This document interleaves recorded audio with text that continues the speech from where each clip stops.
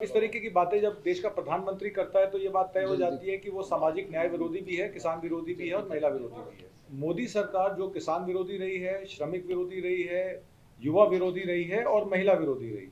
तो युवाओं के साथ उन्होंने न्याय नहीं किया।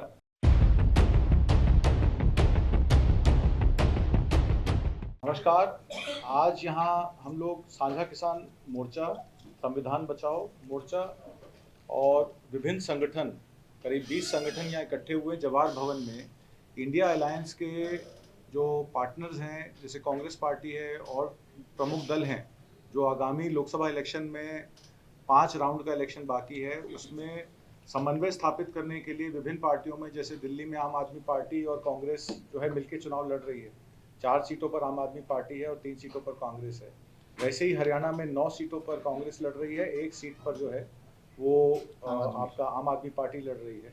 तो उसमें किस तरीके से कार्यकर्ताओं को जोड़ना, और जो भी मैनिफेस्टो कांग्रेस पार्टी का है जिसमें 25 गारंटी न्याय हैं, जिसमें किसानों के लिए स्वामीनाथन कमीशन रिपोर्ट पर कानून बनाने की बात की गई है कि C2+50 फार्मूला पे कानून बनेगा, और उसमें इम्पोर्ट एक्सपोर्ट पॉलिसी के लिए किसान संगठनों के लोगों को साथ लेके पॉलिसी बनाई जाएगी, या फिर उसमें जो फसल बीमा योजना का पैसा 30 दिन में जो है अकाउंट में मिलेगा। तो इस तरीके के कई प्रॉमिस हैं। युवा योजना में अग्निवीर स्कीम खत्म करने की बात है, 1 लाख रुपए अप्रेंटिसशिप देने की बात है 1 साल के लिए। महिलाओं के लिए, गरीब महिलाओं परिवारों के लिए, मुखिया के लिए 1 लाख रुपए सालाना अनुदान देने की बात है।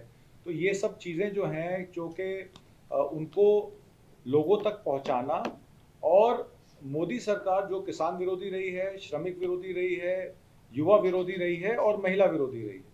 तो युवाओं के साथ उन्होंने न्याय नहीं किया। महिलाओं का उत्पीड़न आपने देखा, हाथरस की घटना हो या और भी स्टेट्स में जो महिलाओं के लिए उत्पीड़न हुआ। लेबर फोर्स पार्टिसिपेशन रेट में भारी कमी महिलाओं के लिए आई। जो 22-23% लेबर फोर्स पार्टिसिपेशन रेट था दिल्ली हरियाणा में, वो घट के 8% भी नहीं रह गया है। तो महिलाओं के लिए रोजगार के साधन खत्म हो गए, उनकी इनकम खत्म होगी, और उनके जो प्रताड़न के किस्से आपने देखा किस तरीके से कर्नाटका में।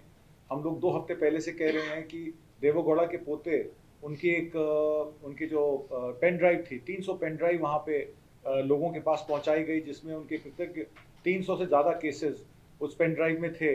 और जैसे ही इलेक्शन समाप्त होता है, वो तुरंत जर्मनी के लिए रवाना हो जाते हैं, और उन्हीं की पार्टी के जो उनके दादाजी जिसके संस्थापक हैं JDS के, देवगौड़ा साहब को, उनको उसको पार्टी से निष्कासित करने का फैसला करना पड़ सकता है।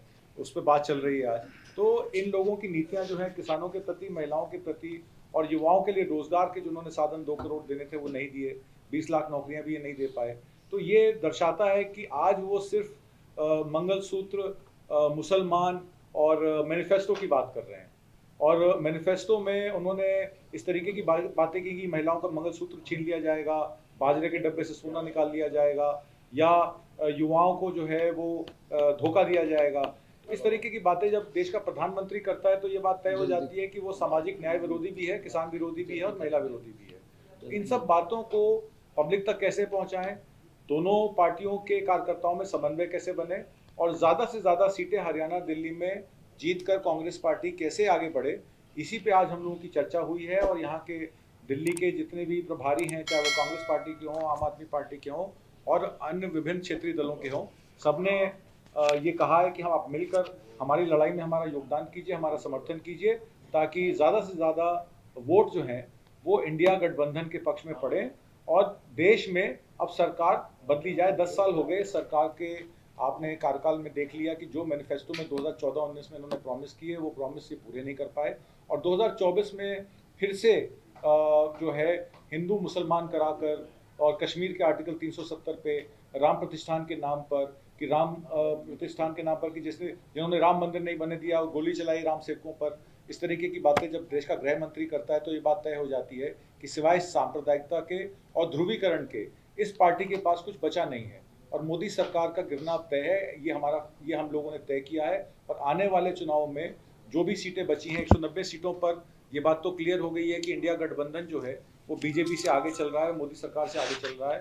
और आगे आने वाले 5 चरणों के इलेक्शन में भी ये कंटिन्यू रहेगा, क्योंकि ये इलेक्शन जो है वो पब्लिक वर्सेस मोदी है, और पब्लिक जो है वो एकजुट हो गई है, और वो अब इस सरकार को गिराना चाहती है। और इसी के प्रतिबद्ध होकर हम लोग आगे की लड़ाई अपनी तय करेंगे।